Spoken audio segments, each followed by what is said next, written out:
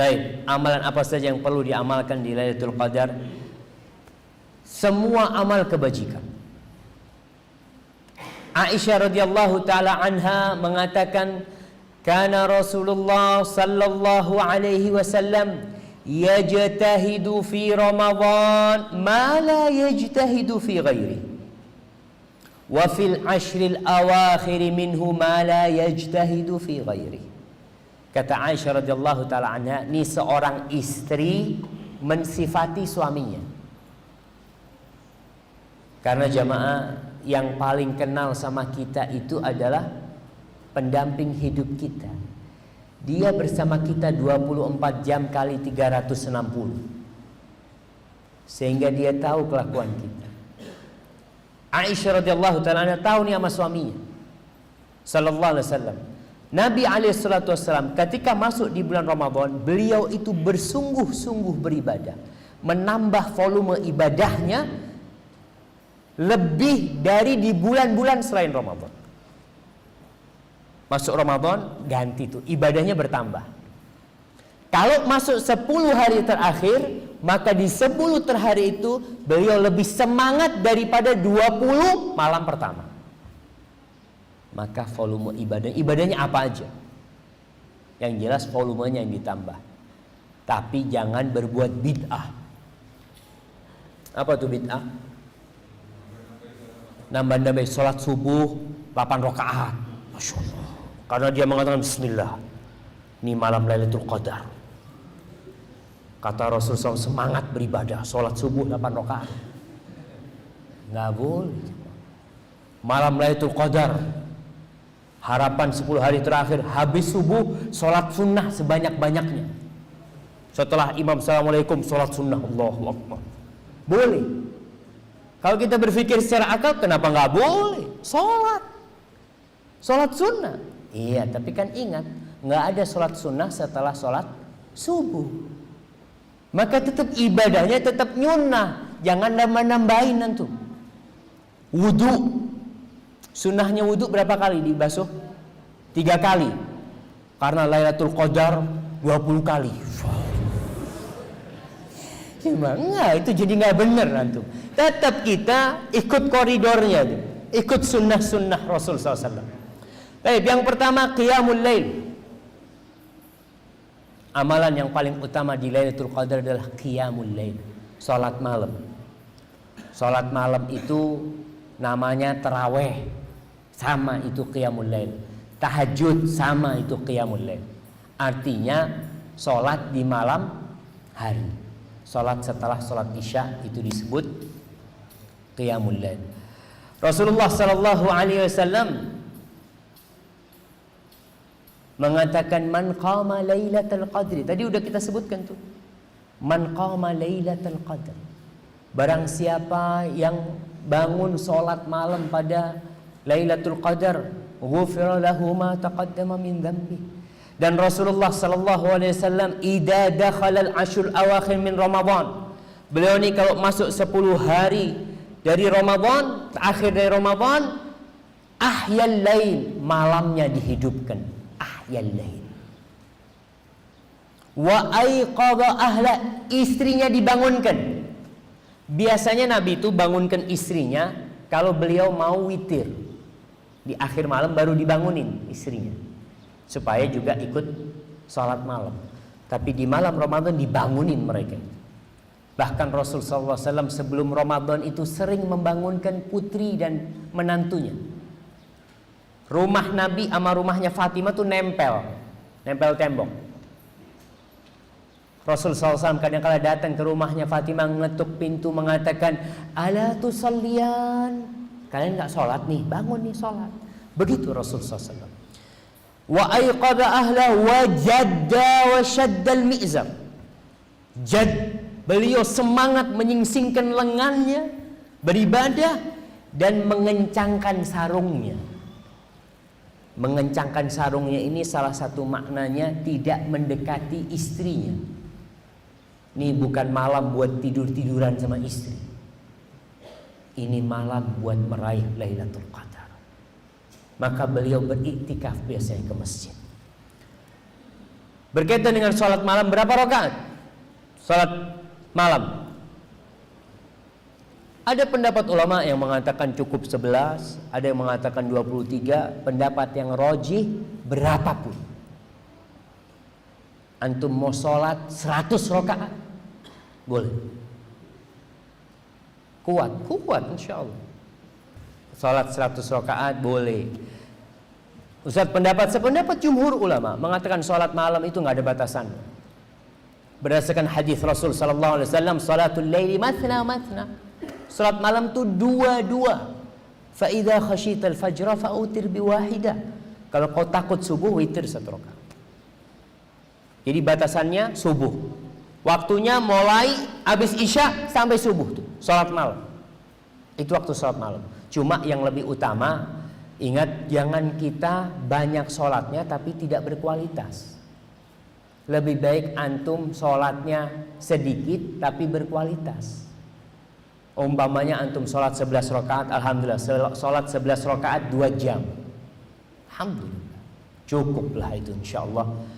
Kalau antum mungkin sholatnya di masjid, ikut taraweh di masjid, lalu malam mau sholat lagi, nggak apa-apa. Tapi ingat, nggak boleh ada 2 witir dalam 1 malam. Cukup sekali witirnya. Yang kedua, qiraatul Qur'anil Karim, baca Quran. 10 hari terakhir ini Qatadah ibn Da'amah as-Sadusi, seorang tabi'in. Dia itu sebelum Ramadan biasa menghatamkan Al-Quran tiap 7 malam. 7 malam dia hatam Al-Quran Karim. Masuk Ramadan dia menghatamkan Quran tiap 3 malam. Masuk 10 hari terakhir beliau menghatamkan tiap malam. Bisa enggak? Bisa. Ala bisa karena biasa. Antum kadang-kala melihat ada orang kecil tapi bisa ngangkat beban 100 kilo. Ente kuat, ajib kata dia. Aneh yang lebih besar dari ente nggak kuat kata. Iya, karena ente nggak biasa. Intinya dari kebiasaan kita. Qatadah ibn Da'amah kita lihat, awalnya tiap 7 malam, kemudian tiap 3 malam, kemudian tiap malam. Karena udah terbiasa jalan. Dan ini para ulama Ibnu Rajab menceritakan bahwasanya menghatamkan Quran tiap malam itu di waktu-waktu mulia itu nggak masalah. Asalkan tidak dijadikan kebiasaan. Karena kalau kita cuma baca cepat-cepatan, kapan kita memahami artinya? Kalau sekedar mengajar hatam, usahakan kita hatam. 1 juz itu berapa menit sih? Kalau orang yang biasa baca Quran 50 menit itu nggak biasa. Ya, yang biasa mungkin 35 menit lah. 35 menit itu bisa. Nggak terlalu cepat dan tidak terlalu lambat. Tapi kalau yang cepat-cepatan, insya Allah 20 menit bisa. Tapi nggak boleh kita kalau sudah terlalu cepat seperti itu. Bismillah, antum baca. Umpamanya 10 hari terakhir, tiap hari 3 juz lah. Paling tidak 10 hari hatam Al-Quran Karim. Kalau pahala baca Quran antum semua sudah tahu. Kemudian amalan yang ketiga, iktikaf. Di dalam Islam tidak ada yang namanya bersemedi. Karena hati-hati, jangan sampai agama Islam ini tercampurkan dengan budaya yang bukan Islam. Islam itu tidak memerangi budaya, enggak. Budaya-budaya yang tidak bertentangan dengan Islam boleh. Tapi budaya bertentangan dengan Islam dihancurkan oleh Rasulullah SAW. Menyembah patung itu termasuk budaya di masa jahiliyah. Membuat patung itu juga budaya orang jahiliyah. Ketika Islam datang dihancurin semua, nggak ada patung lagi. Nggak ada patung lagi. Bahkan malaikat nggak akan masuk di rumah yang ada patung. Orang Islam malah rumahnya pakai patung. Dia mengatakan ini tidak aku sembah, nggak ada urusan disembah sama nggak sembah. Larangan itu budaya orang bikin patung, budayanya orang-orang penyembah berhala. Setelah Islam nggak boleh lagi. Maka orang yang ingin bersemedi, dulu Rasul SAW sebelum turunnya wahyu beliau bertahannuts, Bertahanus itu mungkin kalau bahasanya mungkin bisa disebut bersemedi. Itu menyendiri di dalam gua selama bulan Ramadan sampai turunnya wahyu. Ketika turun wahyu selesai, nggak pernah Nabi SAW kembali ke gua. Nggak ada lagi momennya Rasulullah SAW kembali ke gua cari wahyu lagi, nggak ada. Selesai sudah. Kita kalau yang mau cari wangsit carinya di mana? Tunggu, Anda takut salah ngomong. Wangsit itu apa artinya sih? Apa? Hampir sama wahyu. Mungkin ilham. Nah, kalau sama-sama wahyu nggak sama, kalau jadi nabi akhirnya dapat wangsit itu. Baik, iya mungkin dia mengharapkan ada sesuatu petunjuk lah. Selesai, antum itu petunjuk udah ada Al-Quranul Karim. Mau cari apa lagi? Kalau antum cari tambahan dari Al-Quranul Karim, ini yang nanti nyeleneh agamanya. Akhirnya dapat amalan tersendiri. Saya setelah 40 hari dapat amalan. Amalan apa? Puasa. Kapan puasanya? Puasa tiap hari Rebu. Wangsitnya tiap hari Rebu. Ada dalam Islam puasa tiap hari Rebu? Nggak ada. Yang ada Senin Kemis. Kalau ente bikin puasa baru hari Rebu karena wangsit, inilah yang akan membuat orang nyeleneh ketika cari wangsit, padahal Al-Quran sudah ada, hadis-hadis Rasul SAW sudah ada. Kalau mau cari ketenangan, mau cari kedamaian adalah iktikaf di masjid, menyendiri, memenjara tubuh kita di masjid dan memenjara hati kita hanya untuk Allah Jalla Jalla. Itu makna iktikaf. Kalau sudah iktikaf, jangan antum bawa HP. Kadang-kala subhanallah, orang iktikaf di pojok pegang Quran.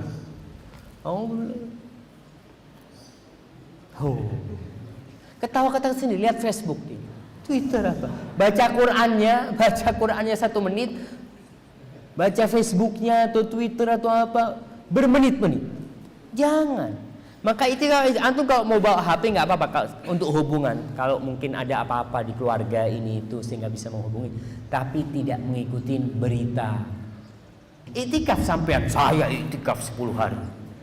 Padahal tiap hari tetap mengikuti beritanya artis, beritanya siapa di masjid, maka nggak pantas. Ingat, iktikaf itu benar-benar menyendiri di rumah Allah Jalla Jalaluhu beribadah.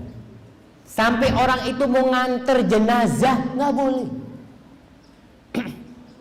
Kecuali dengan syarat. Umpamanya ada jenazah ke masjid nih, dia lagi iktikaf, ada jenazah, dia sholat jenazah, jenazah mau dikuburkan, kan ada pahala besar menguburkan jenazah, dia nggak boleh ikut nganterkan karena dia sedang iktikaf. Umpamanya ada temannya yang sakit, boleh dia mengunjungi temannya, dia sedang iktikaf, nggak boleh. Para ulama menyebutkan boleh kalau dia membuat syarat. Dia iktikaf dengan syarat kalau ada yang meninggal, anak akan mengantarkan ke kuburan umpamanya. Wallahu a'lam. Tapi yang jelas ingat, iktikaf itu yang paling sempurna 10 hari. Kalau nggak bisa, ya antum ambillah malam-malam ganjilnya. Umpamanya Ustaz, ana masih kerja Ustaz. Inilah persiapan untuk Lailatul Qadar itu seharusnya sebelum Ramadan. Ada orang-orang, saya berjumpa dengan orang-orang yang 10 hari terakhir dia berhenti bekerja. Kenapa? Dia udah persiapkan. Dia punya duit, sudah dia tabung. Pas malam 10 hari terakhir ngomong sama istrinya, nih biaya untuk 10 hari ini sudah aku tabung untukmu. Cukup sudah. Aku 10 hari ini untuk Allah Jalla Jalaluhu. 360 hari. 350 hari aku sibuk dengan dunia, 10 hari aku ingin di rumah Allah Jalla Jalaluhu. Yang nggak bisa ya boleh malam-malam ganjil. Boleh nggak iktikaf malam harinya, paginya pulang? Ya boleh-boleh aja. Karena iktikaf itu boleh 1 jam di masjid boleh, tapi tentunya tidak sempurna. Iktikaf yang sebenarnya adalah iktikaf yang 10 hari. Ada yang mengatakan syarat iktikaf itu puasa, ada yang mengatakan tidak puasa. Tapi yang jelas intinya kita berusahalah 10 hari itu paling tidak semalam ke masjid full. Umpamanya kita ngomong sama keluarga kita, ngomong sama ibunya, Bu, malam ini habis berbuka Anda nggak pulang, besok Anda habis sahur pulang, habis subuh Anda pulang. Gak apa-apa di masjid. Apalagi masjid kadang-kala ada program-program iktikaf ya, di situ sahur sudah disiapkan. Insya Allah itu tidak ada masalah. Kemudian yang keempat, berdoa. Ada doa yang dianjurkan untuk dibaca pada Lailatul Qadar. Yang Rasulullah SAW mengajarkan doa ini kepada Aisyah. Apa doanya? Mahasiswa, anak kasih hadiah. Doa Lailatul Qadar. Doa yang dibaca atau diajarkan Rasul SAW kepada Aisyah radhiyallahu taala anha. Masa kadang jawab? Berarti memang mungkin gak pernah cari Lailatul Qadar. Ya bisa jadi jemaah. Karena memang anak-anak muda kita sekarang ini, satu kesalahan besar pendidikan di negeri kita, menganggap anak-anak muda itu gak dewasa-dewasa. Diperpanjang masa mudanya itu, masa pubernya itu, selalu mengatakan, oh masih puber, oh masih puber. Sampai 40 tahun, oh puber yang kedua. Kapan dia mau jadi benar? Gak ada. Itu benar-benar ilmu dari barat yang kadang-kala salah kaprah di negeri kita. Kalau antum melihat sahabat-sahabat Nabi, umur 18 tahun jadi panglima perang. Kita 18 tahun jadi apa di sini? Masih kuliah atau masih SMA? Umair Al-Ansari umur 16 tahun sudah pegang pedangnya, mati di jalan Allah Jalla Jalaluhu. Karena mereka dulu anak muda dijadikan, kaulah yang bisa merubah negeri ini. Bukan dipanjang-panjangin umurnya sehingga dia berleha-leha, santai, terus santai. Baik, bukan itu intinya. Apa doa yang dibaca Rasulullah SAW Lailatul Qadar? Putri-putri Adam di belakang, kembali kepada yang putra. Masya Allah. Mahasiswa, siap, fadhal. Allahumma innaka afuun tuhibbul afwa fa'fu anni. Masya Allah, fadhal. Kirim ke belakang. Syukran. Itu doanya. Coba dibaca. Allahumma innaka afuun tuhibbul afwa fa'fu anni. Antum belum bisa? Baik, kita baca 3 kali. Allahumma innaka afuun tuhibbul afwa fa'fu anni. Allahumma innaka afuun tuhibbul afwa fa'fu anni. Para jamaah, antum lihat doanya. Aisyah bertanya kepada Rasulullah, ya Rasulullah, dia mengatakan, ara'aita in alimtu ayu lailatin lailatul qadar. Wahai Rasulullah alaihi salatu wassalam, gimana pendapatmu kalau aku kedapatan Lailatul Qadar? Aku tahu tuh malam Lailatul Qadar. Aku tahu tuh Lailatul Qadar. Ma aqulu fiha, apa yang aku baca ketika malam itu? Rasul sallallahu alaihi wasallam mengatakan, quli, katakanlah Allahumma innaka afuun tuhibbul afwa fa'fu anni. Bayangkan yang diminta itu bukan rumah pada Lailatul Qadar. Yang diminta itu bukan kesuksesan dunia, enggak. Disinilah penghambaan seorang hamba kepada Rabbnya. Dia tahu, aku ini banyak dosanya ya Allah. Di malam ini aku minta Engkau mengampuni aku. Artinya Allahumma ya Allah, sesungguhnya Engkau maha pemaaf dan Engkau cinta dengan maaf. Maafkanlah dosa-dosaku. Itu yang diminta hamba jamaah. Kemudian para jamaah,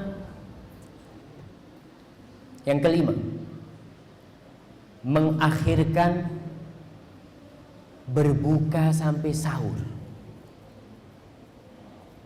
Nah, Ibnu Rajab Al-Hambali beliau menjelaskan bahwasanya di antara amalan-amalan 10 hari terakhir itu mengakhirkan berbuka sampai sahur. Karena Rasul sallallahu alaihi wasallam dalam hadis Aisyah radhiyallahu taala anha, kana fi layalil ashr yaj'alu asha'ahu sahura. Di 10 hari terakhir itu beliau menjadikan makan malamnya itu sahur. Nabi alaihi salatu wassalam kadangkala puasa 3 hari berturut-turut. 3 hari berturut-turut artinya malamnya juga nggak makan. Ketika para sahabat melihat Rasul sallallahu alaihi wasallam, mereka lihat Nabi alaihi wasallam berpuasa berturut-turut Ramadan ini. Maka para sahabat ingin meniru. Lalu dilarang sama Rasul sallallahu alaihi wasallam. Beliau membolehkan man kana muwasilan falyuwasil ila sahur. Barang siapa yang mau menyambung, boleh menyambung sampai sahur. Nggak boleh 2 hari berpuasa. Boleh menyambung sampai sahur. Di sini kita lihat bahwa puasa itu bukan bulan makan, tapi bulan berhenti makan. Sekali-kali boleh, antum mau sampai sahur boleh. Habis maghrib nggak makan. Kapan makan? Sahur. Yang ada di tempat kita habis maghrib makan sehari. Jadi dia hitung, anak berapa jam nggak makan? 12 jam. Dia makan untuk menggantikan 12 jam. Makan ini, makan itu, makan itu. Subhanallah. 10 hari terakhir dikurangin menunya. Bapak-bapak ngomong sama istrinya, menu 10 hari terakhir kurma. Sama air. Bismillah. Masya Allah jemaah. Kuat insya Allah jemaah. Kita ini kadangkala terfitnah dengan mata kita. Coba kita lihat lewat di jalan melihat petulo, Masya Allah. Beli betulo. Apa? Tahu betulo? Apa tuh betulo? Apa? Oh, kalau bahasa Maduranya patola. Iya, kalau bahasa Jawanya apa? Ya itulah. Antum itu tuh datang lewat, Masya Allah. Lewat lagi ada roti goreng, bismillah, roti goreng. Lewat lagi es degan, zen. Lewat lagi apa? Pinggir jalan. Es buah, Masya Allah. Sampai rumah, bawa ke istrinya. Tolong disuguhkan semuanya. Dia lihat, makan sedikit, sudah selesai perutnya. Cukup sudah. Itu godaan mata gitu. Makanya antum kalau keluar habis asar itu tundukkan pandangan supaya tidak tergoda dengan kuliner yang ada itu. Tapi ala kulli hal, tadi menyambung sampai sahur diperbolehkan sama Rasul SAW bagi yang ingin nyambung. Karena Rasul SAW pernah sahabatnya nyambung itu, Nabi nyambung. Terus disambung sama Rasul SAW. Tapi ternyata bulan Syawal muncul, hilal Syawal muncul, akhirnya mereka berhenti nggak puasa. Yang keberapa? Keenam. Betul keenam. Mandi di antara maghrib sama isya. Mandi. Disebutkan dalam hadis Aisyah radhiyallahu taala anha ketika mensifati Rasul SAW, beliau mengatakan waghtasala bainal adzanain. Beliau mandi di antara 2 azan. Yakni azanul maghrib wal isya. Yang dimaksud adalah azan maghrib dan isya. Dan disebutkan Ibnu Jarir menceritakan, Ibnu Jarir pengarang kitab tafsir berkata, kanu yastahibbuna ayyaghtasilu kulla lailatin min layalil ashril awakhir. Dulu tuh sahabat-sahabat orang-orang terdahulu itu mereka menganjurkan untuk mandi di antara maghrib dan isya pada 10 malam terakhir.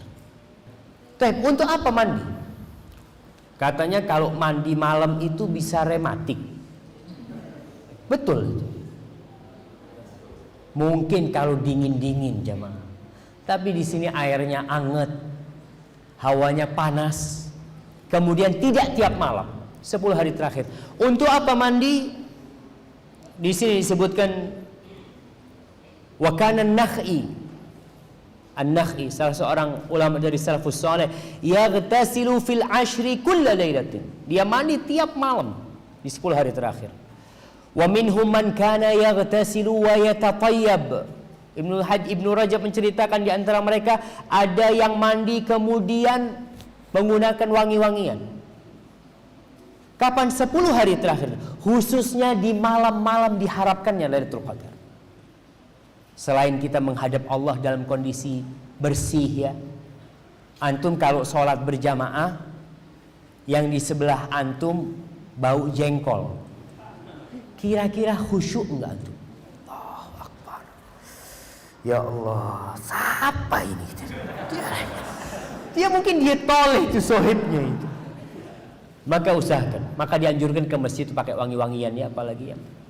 Tapi para jamaah, dikatakan wa kana Ayyub As-Sikhtiyani, seorang perawi hadis yang terkenal, yaghtasilu lailata 23 wa 24 hiya lailatu ahli al-Madinah wallati taliha. Tu Ayyub As-Sikhtiyani dia mandi di malam 23, malam 24, dan dia wayalbathu thawbaini jadidain wa istajmir. Dia pakai 2 baju baru dan pakai wangi-wangian. Wa yaqul lailatu 23 hiya lailatu ahli al-Madinah wallati taliha lailatuna ya'ni al-Basri.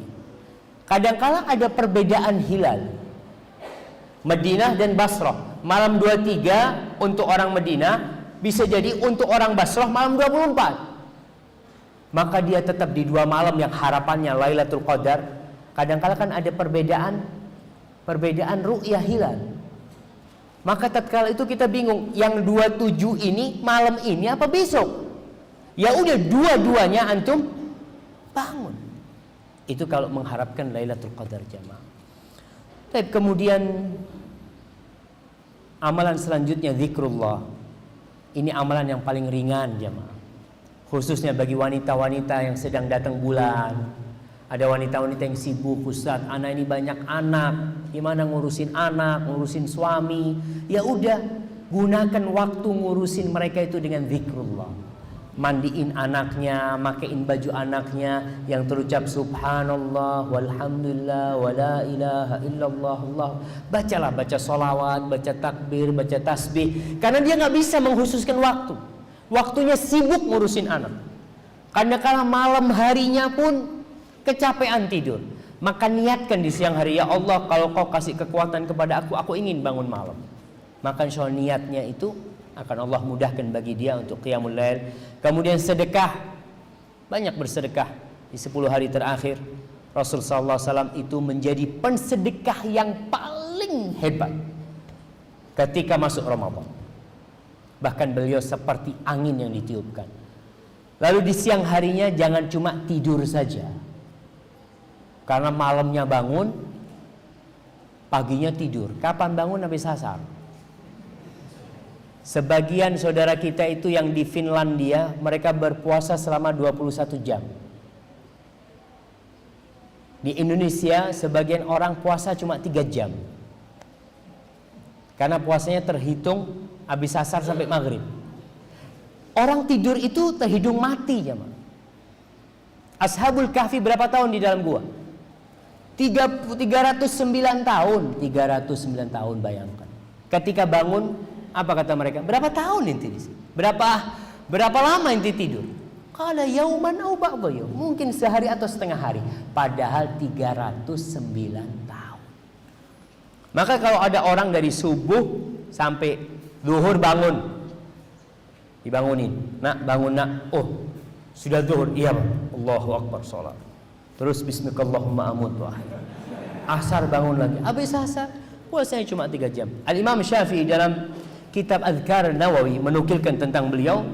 Dia berkata, aku menganjurkan agar seorang hamba bersungguh-sungguh beramal di siang harinya seperti kesungguhannya di malam hari. Kalau harus tidur, usahakan tidur itu setelah matahari terbit. Jadi antum habis subuh jangan tidur. Habis subuh itu waktu barokah. Nabi mendoakan berkah buat umatnya di waktu subuh. Zikir pagi sore sampai matahari terbit. Matahari terbit, antum sholat. Kalau di rumah antum sholat duha, di sini mungkin antum sholat syuruk, itu sholat duha di awal waktu. Setelah itu mau tidur, silahkan tidur. Soalnya kalau tidur habis subuh biasanya itu nyambung, kecapean badannya. Mungkin itu yang bisa kita kaji pada kesempatan Hari ini kalau tentang tanda-tanda Lailatul Qadar insyaallah semuanya udah pada tahu. Tidak penting bagi kita untuk mengetahui tanda-tandanya. Yang penting bagi seorang muslim itu terus beramal. Di 10 hari dapat nggak dapat aku mau beramal. Kalau ada harapan dapat, mudah-mudahan dapat. Kalau kiranya nggak dapat, ya beristighfar, minta kepada Allah agar umurnya disampaikan ke tahun depan sehingga bisa mendapatkan Lailatul Qadar. Hadza wallahu a'lam bishawab. Itu yang bisa kita kaji pada kesempatan kali ini.